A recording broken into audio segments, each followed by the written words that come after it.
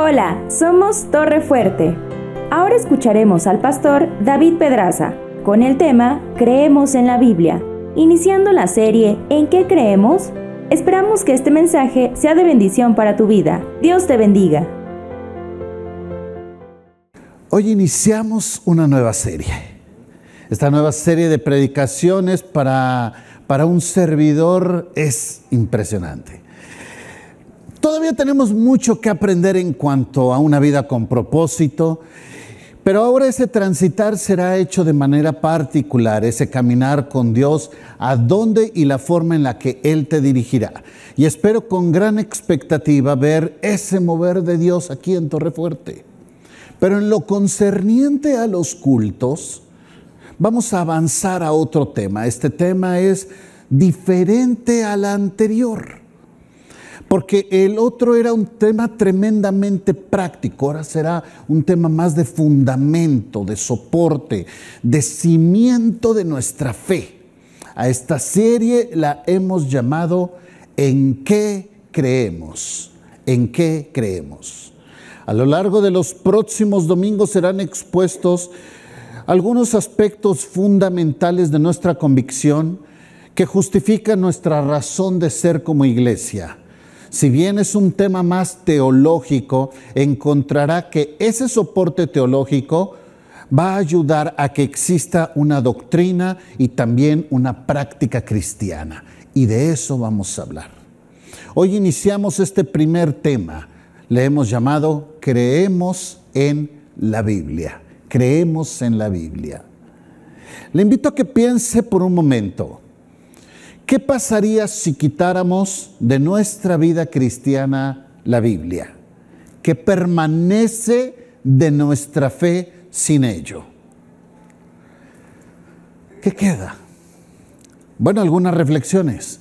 No entenderíamos la revelación de la existencia de Dios, no entenderíamos mucho de lo que significa ese Dios creador del universo. Si bien la creación misma da testimonio de Dios, en la Biblia es donde se explica de manera concreta. Tampoco entenderíamos la realidad de Satanás y su influencia en esta tierra.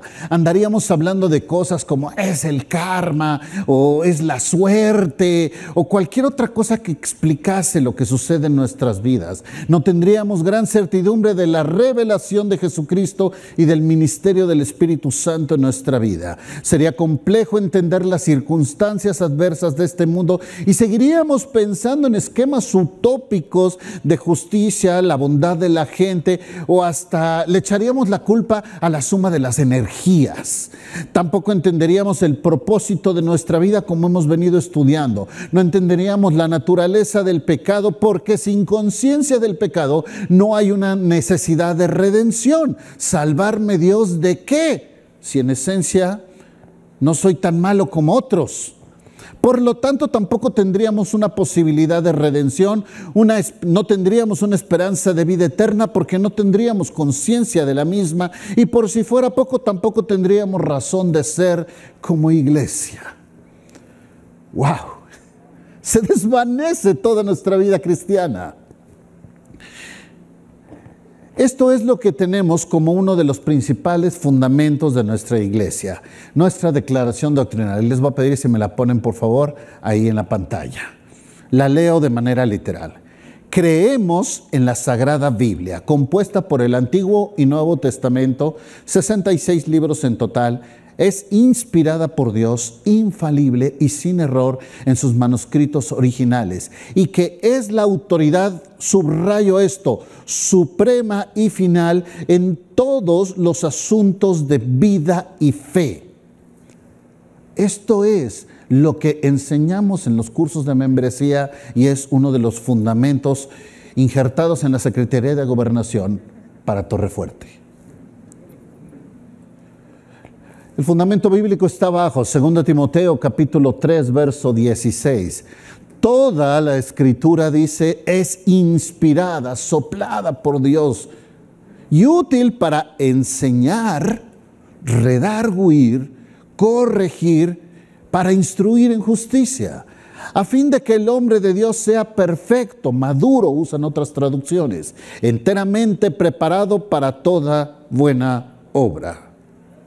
Segunda de Pedro 1:20 dice así: entendiendo esto, que ninguna profecía de la Escritura es de interpretación privada. Esto fue un escándalo en el siglo XVI. Porque nunca la profecía fue traída por voluntad humana, sino que los santos hombres de Dios hablaron siendo inspirados por el Espíritu Santo. Así que no solo afirmamos creer en la Biblia, sino expresaré algunas razones de por qué lo hacemos, por qué creemos lo que creemos. 4 aspectos de los cuales vamos a hablar en esta mañana: la inspiración de la Biblia, su confianza, su congruencia y su verdad. Algunas personas que nos critican dicen que hemos sacrificado el discernimiento mental. Ya fuiste a esa iglesia para que te lavasen el cerebro. ¿No te lo han dicho alguna vez? Que creemos en cuentos, en historias. Que hemos sacrificado nuestro razonamiento en el nombre de la fe. Y mis hermanos, lo que pretendo compartir con ustedes el día de hoy es que es exactamente lo opuesto. Exactamente lo opuesto. Yo creo con toda mi fe y lo respalda todo mi discernimiento. Y de esto vamos a hablar el día de hoy. Así que vamos a hablar de estos 4 aspectos. Empecemos con el primero de ellos, la inspiración de la Biblia. Estamos hablando de un libro con 40 autores diferentes en un periodo de tiempo de al menos 1500 años en 3 diferentes idiomas. Entre los escritores podemos encontrar desde reyes hasta pastores, desde eruditos hasta pescadores, pero mantienen una constante en su enseñanza. Solo con esto ya supera cualquier otro libro del cual se tenga referencia en toda la historia. Cuando hablamos en el seminario acerca de esto, nos saturaban con información al respecto, que si evidencia interna, evidencia externa, que si la crítica textual y tantas cosas más. Bueno, comentaremos algunas cosas de estas. Primero, si hablamos de los manuscritos, es decir, copias de la obra original con respecto a su época, en el caso de Platón tenemos solo 7 escritos y nadie lo cuestiona. En el caso de Aristóteles tenemos 50. En el caso de Homero tenemos 650. Pero de la Escritura tenemos más de 26,000 escritos. Si hablamos de la distancia entre el tiempo original cuando fue escrito y la copia más antigua encontrada, la distancia entre ellos va desde 300 hasta 1400 años de distancia. Los escritos bíblicos tienen menos de 100 años de distancia. Es decir, tenemos manuscritos del primer siglo que respaldan el Nuevo Testamento. Y esto le da mucha fuerza porque algunas de las personas que fueron testigos oculares de Jesús todavía estaban con vida en esos tiempos. La historia, lo que conocemos como la evidencia externa, ubica referencias al texto bíblico en muchos de los escritores y líderes aún no creyentes desde el primer siglo. Esto significa que los escritos bíblicos ya circulaban ampliamente desde el primer siglo y eran muy conocidos. Paradójicamente, queriendo debatirlos, con el paso de los años los afirmaron. La única forma de explicar esto es la intervención divina. Esto es lo que significa inspiración, soplada, guiada, preservada por Dios. Podemos ver la influencia divina impregnada a lo largo de todo el texto bíblico. En comparación, muchos de los otros libros, su referencia de las religiones, apelan a una revelación hecha a una sola persona. Y desde ahí construyen toda su doctrina. No así la Biblia. Y cuando un documento trasciende tiempo, cultura, gobierno, ideología y personas, entre otras cosas, entonces significa que todos los elementos por considerar de conveniencia mediática quedan excluidos. Nadie se beneficia de ello. Algunas ocasiones escuché la teoría de que la escritura es un esfuerzo del Imperio Romano para unificar a los pueblos conquistados. Y entonces por eso Constantino lo hizo la religión oficial. Solo hay un pequeño detalle. La Biblia es muchísimo antes que el Imperio Romano y muchísimo después de su caída. Trasciende mucho más a cualquier gobierno. Segundo aspecto, confiabilidad. Hablemos de este concepto. Oye, pero participó mucha gente. ¿Es confiable? Bueno, como cualquier persona, hagámosle algunas preguntas entonces. Hemos escuchado en las narraciones bíblicas el oficio de los escribas. El trabajo de estas personas consistía en precisamente hacer copias al texto bíblico. Cuando les escuchamos en ocasiones tenemos percepciones distorsionadas de ellas porque Jesús hace referencia a los escribas y los tacha de legalistas.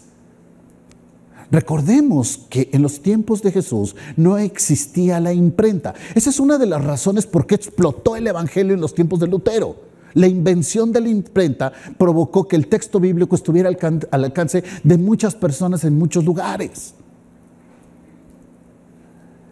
Pensando nuevamente en los escribas, ellos colocaban toda una serie de criterios sumamente estrictos para validar una copia. Por ejemplo, contaban el número de letras en cada renglón.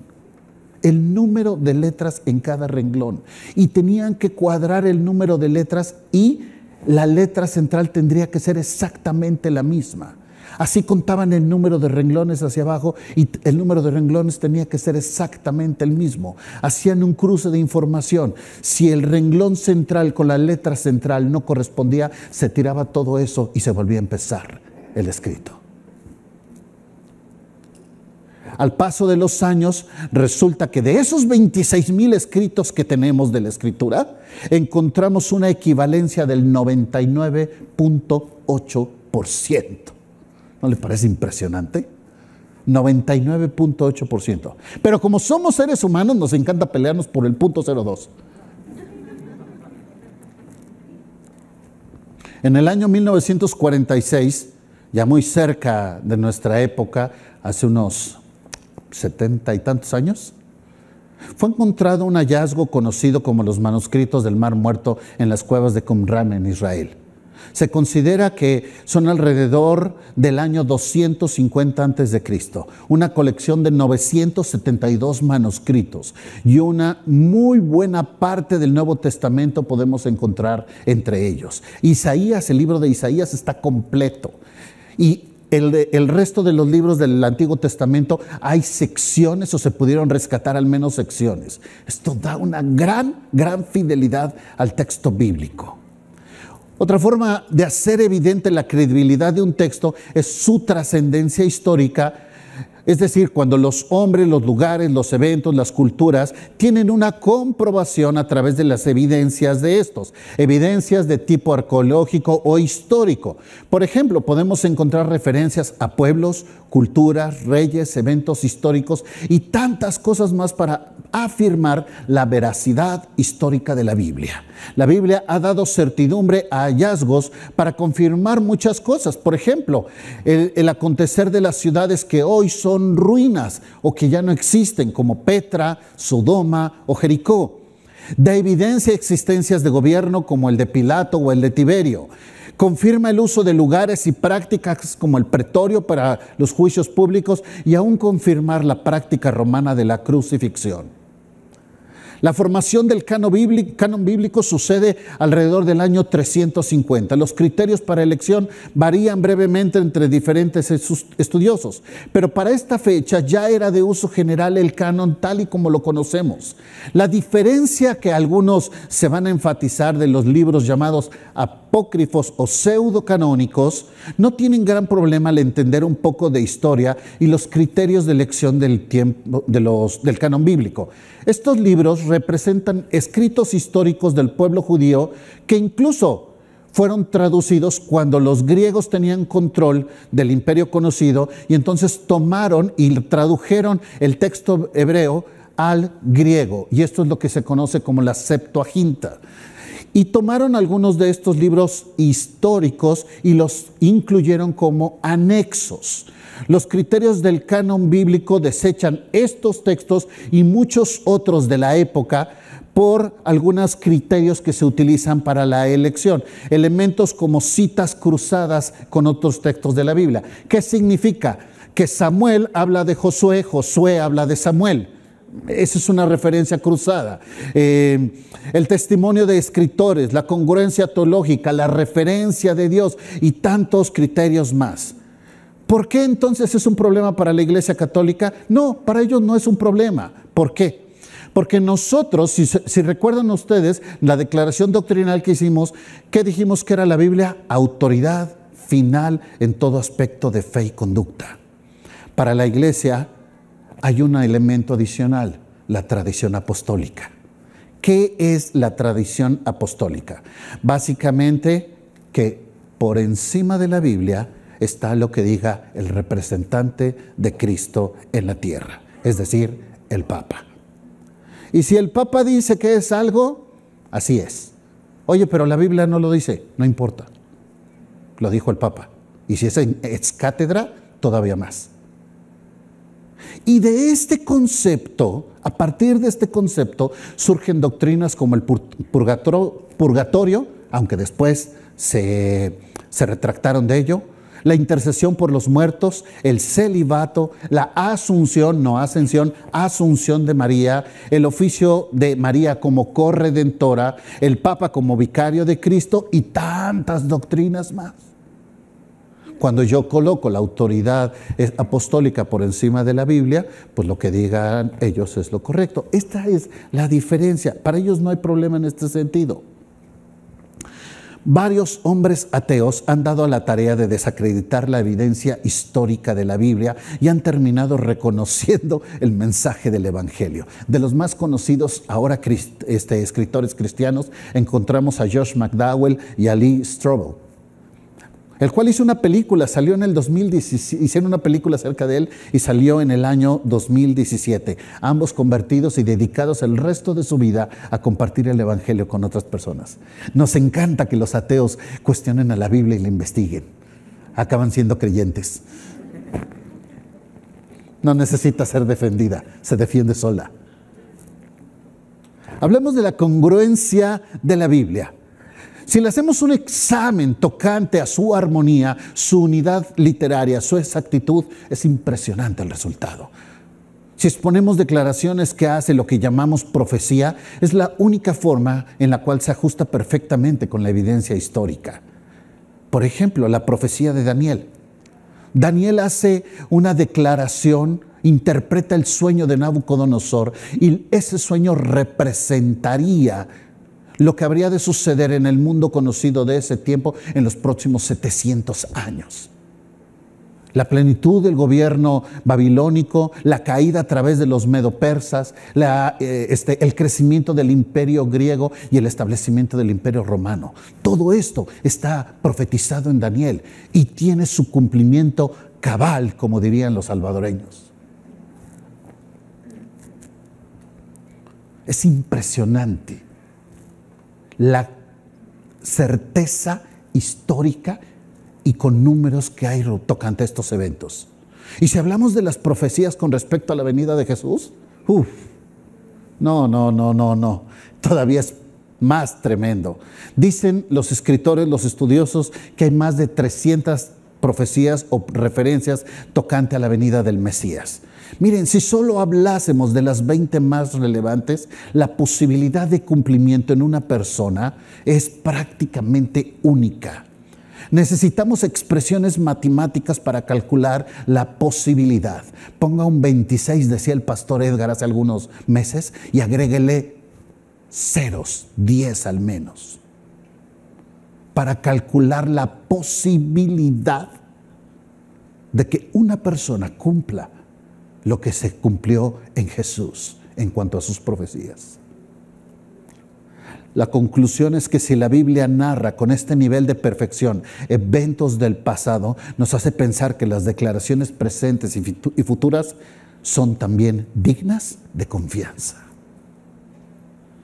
Y si hacemos un análisis de la armonía de la enseñanza, también el resultado es único. Algunos que cuestionan la Biblia en este concepto es porque no entienden los criterios de interpretación bíblica. Nosotros usamos el criterio de interpretación gramático, histórico, literal, dejando fuera interpretaciones como la alegórica, la dogmática o la subjetiva, porque esto es importante.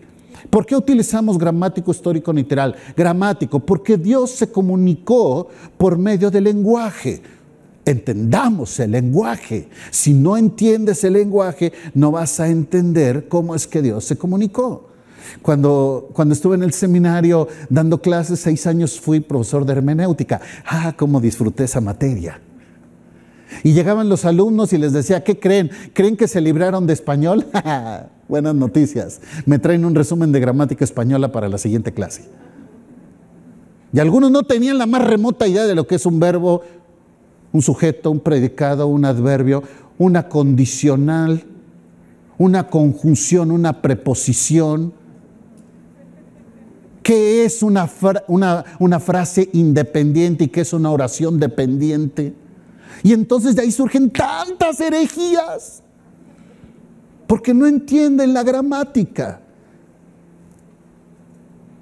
Histórico, porque representa una realidad y razón en el contexto en el cual fue escrito. Hay un significado en la historia. Si yo les hablo de la ley taliónica, ojo por ojo, diente por diente, en los tiempos de Moisés, tiene un significado completamente diferente en la iglesia del primer siglo. ¿Qué hace la diferencia? La declaración que Jesús hace al respecto. Y algunos que no conocen esto dirán, ya ves, está contradiciendo. Ok. Literal, le asignamos el significado a las palabras de manera natural. En los problemas de interpretación bíblica es donde surgen la gran mayoría de las corrientes que cuestionan la Escritura. Entendiendo esto, podemos abordar principios que circulan a lo largo de toda la Escritura. Como la fe es lo que mueve a hombres como Abraham, como Moisés, como Josué, como Daniel, como Pablo. Y esa misma fe es la que Dios demanda de ti y de mí, ya que sin fe es imposible agradar a Dios. Entonces, si podemos entender qué significa ese principio a lo largo de la Escritura, es muy clara la aplicación práctica que tiene para nuestra vida, porque aún trasciende a aspectos que ya hemos mencionado: tiempo, cultura, contexto, y así podemos entender su aplicación. Cuarto aspecto, la verdad de la Biblia. Voy a hablar de uno de los conceptos más cuestionados de la Biblia: los milagros o las evidencias sobrenaturales. Hablamos desde la creación misma narrada, aspectos que narran que parece que van contra la naturaleza, como detener el sol, abrir el mar, hacer que llueva o que se produzcan sequías. Los años de vida de alguna persona, no es cierto, nadie puede vivir 900 años. Y tantas cosas más. Hay personas muy estudiadas al respecto que se han dado a la tarea de explicar todos y cada uno de estos fenómenos desde un abordaje científico. Algunos estudios mucho más serios que otros, pero no perdamos de vista un concepto crucial que es importantísimo. La Biblia es un libro teológico. Teológico. ¿Qué significa eso? Su propósito y razón de ser es el estudio de Dios. Por lo tanto, justifica su razón de ser al presentarnos a Dios y su influencia en este mundo en los últimos miles de años. ¿Qué estoy tratando de decir? Que la Biblia te puede explicar eventos históricos, pero no es su propósito. Puedes hacer abordaje en aspectos biográficos. Mire, ¿de quién es la persona que habla toda la Biblia? ¿De quién? De Jesucristo. Bueno, ni siquiera es biográficamente fiel a Jesús. ¿Qué hizo Jesús de los 12 a los 30? No lo dice. ¿Por qué? Porque no es su propósito. No es su propósito. Puedes hablar de aspectos biológicos, matemáticos, astrológicos, pero su propósito es teológico. Entendiendo esto, es que nos sumergimos en su estudio y propósito. ¿De qué tipo? Teológico. Pero no vaya a la Biblia tratando de resolver su tarea de química. Y en ocasiones la crítica es en ese sentido. ¿Es literal la narración de la creación o lo del arca? Pues francamente no lo sé. Mi fe me dice que sí. No tengo los elementos para afirmarlo, rechazarlo, y menos si sacamos a la Biblia de su campo de pertinencia.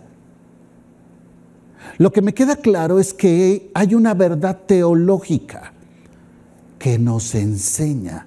Hay un Dios, creador del cielo y de la tierra, y que tiene todo el control, todo el dominio y todo el poder sobre su creación. Fue tan pertinente para el pueblo de Israel que recibió el Génesis cuando salieron de Egipto, y es tan pertinente para ti y para mí cuando salgamos hoy de este lugar. La verdad teológica es la que prevalece. ¿Por qué creer en la Biblia? ¿Por su inspiración, por su confianza, por su congruencia, por su verdad? El hecho es que no he hablado de lo más importante. Es la revelación del consejo de Dios específico para nosotros. Algunos se equivocan en la enseñanza y le dan atributos sagrados a la Biblia, al libro, y lo convierten en una especie de ídolo. Y entonces es entendible que surjan algunas ideas en consecuencia. Por ejemplo, a un servidor en alguna etapa de la vida me cuestionaron por qué utilizaba una tableta y no subía con la Biblia. ¿Por qué me atrevía a leer desde un documento electrónico y no del sagrado libro?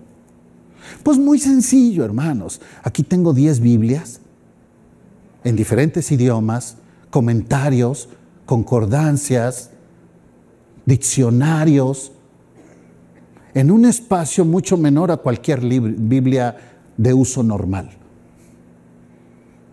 Práctico. Y por eso uso una tableta.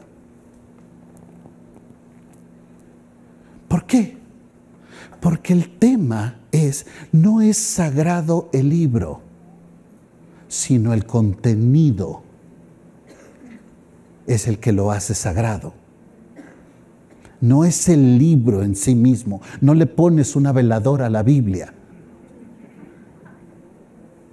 Es el contenido lo que lo hace. ¿Estoy logrando explicarme? ¿Estoy comunicando una idea clara? Algunas personas ponen la Biblia en su casa abierta para que bendiga su hogar. Pues si no es Santo Tomás o qué otro santito le ponemos.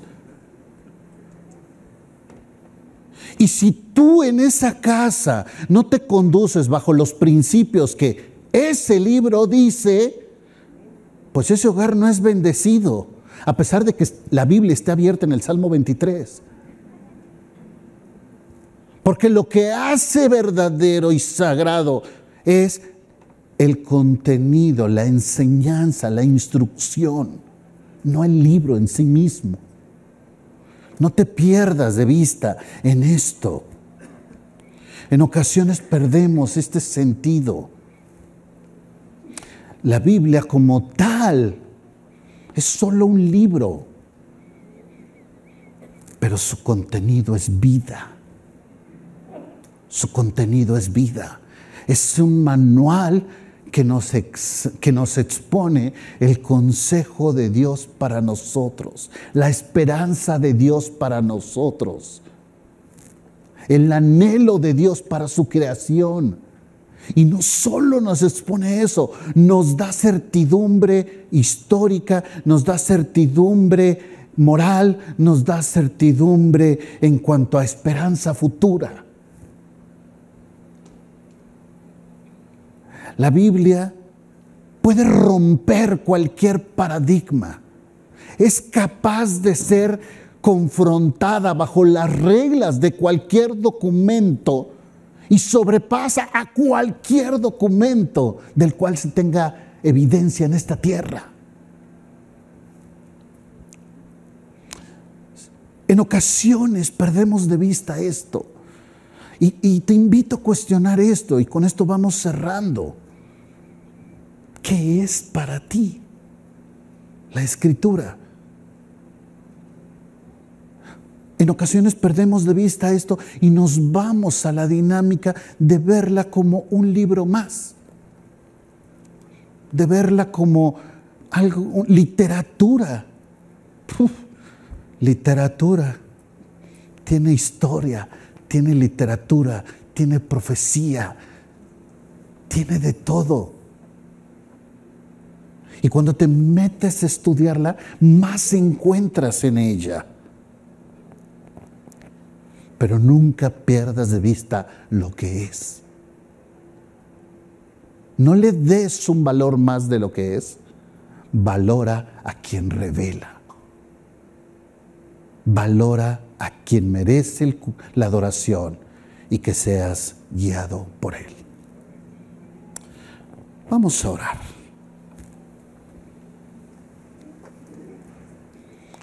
Padre, queremos darte muchísimas gracias.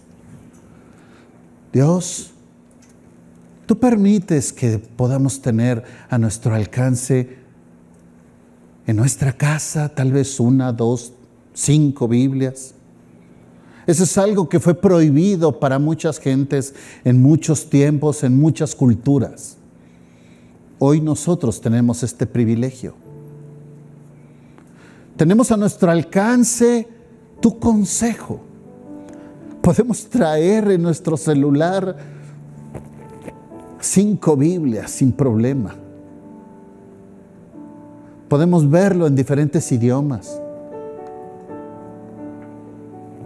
Podemos hablar de la Escritura con tantas y tantas cosas a favor. Y Padre, de repente perdemos de vista lo afortunados que somos. Hoy tenemos delante de ti, Señor, a una generación que ya ha dejado atrás muchas cosas, pero que tiene el mismo mensaje. Y queremos darte las gracias, Dios, porque tenemos a nuestro alcance toda esta sabiduría, toda esta enseñanza.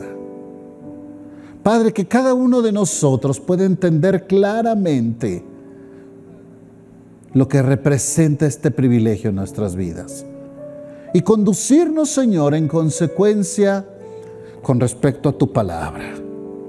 Gracias, Dios. Gracias, Padre, por este privilegio que tenemos. En el nombre de Cristo Jesús. Amén.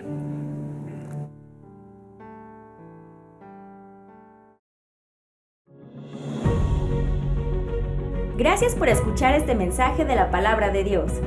Para más información acerca de Torre, llámanos al 2222 25 30 26 o escríbenos al correo info@torrefuerteib.org. Visita nuestra página web www.torrefuerteib.org.